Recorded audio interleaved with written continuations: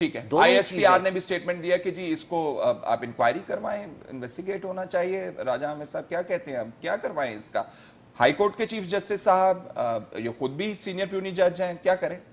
فیصل، ایک سب سے پہلے تو یاسین آزاد صاحب نے شروع میں جب بات کی تو انہوں نے کہا جی ملکی صورتحال ایسی ہے کہ ایجنسیز پہ اور ہماری ملکی فوج پہ بے تحاشا ایک انبار لگا ہوا ہے الزامات کا۔ میں اس سے ٹوٹلی ڈس ایگری کروں گا، کیونکہ اگر کوئی الزام لگتا ہے تو وہ شخص لگا رہا ہے کہ جسے سزا ہو جاتی ہے، کرپشن میں اندر چلے جاتے ہیں۔ میاں صاحب کی بات ہو رہی ہے، نواز شریف صاحب کی، اور وہ کہہ رہے ہیں کہ جی فیصلے کہیں اور سے لکھے جاتے ہیں، آتے کہیں اور ہے، یا خلائی مخلوق کا ذکر کیا ہے۔ اس کے علاوہ ہم کسی کارنر سے نہیں سن رہے کہ کوئی ایسا اس قسم کا الزام ہو۔ Number 2، coming back to this issue, کہ یہ جو صدیقی صاحب والا ایشو ہے، اب اس میں چیف جسٹس آف پاکستان نے ایک بڑا اچھا کورس اڈاپٹ کیا ہے، کیونکہ صدیقی صاحب نے جو ایلیگیشنز لگائے ہیں وہ لگائے ہیں اپنے ہائی کورٹ کے، اسلام آباد ہائی کورٹ کے چیف جسٹس۔ میں یہاں پہ پھر کلیریفائی کرنا چاہتا ہوں کہ اٹ اپیئرز کہ چیف جسٹس آف پاکستان صاحب کی بات ہو رہی ہے، اسلام آباد ہائی کورٹ کے چیف، اسلام آباد ہائی کورٹ کے چیف جسٹس پہ ایلیگیشن، یہ وہ تصحیح ہے ناظرین جس کے بارے میں ہم بات کر رہے ہیں۔ اور وہ ایلیگیشن کیا لگایا کہ جی آئی ایس آئی کے یا ایجنسی کے لوگ آتے ہیں، وہ ان کی مارکنگ کراتے ہیں کیسز کی،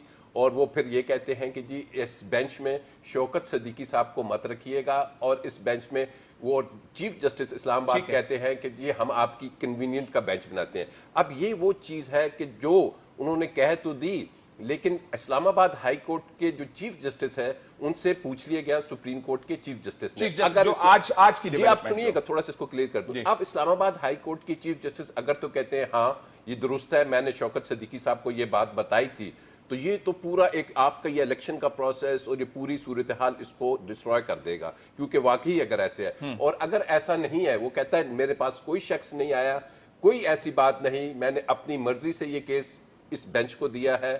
ایسی صورتحال میں پھر صدیقی صاحب کو وہ ایویڈنس دینا پڑے گا کہ جناب آپ نے یہ کیسے کہہ دیا کہ چیف جسٹس اسلام آباد ہائی کورٹ نے یہ سب۔ اس میں تو اورل ایویڈنس نہیں ہو سکتا، کہیں سنی بات تو نہیں۔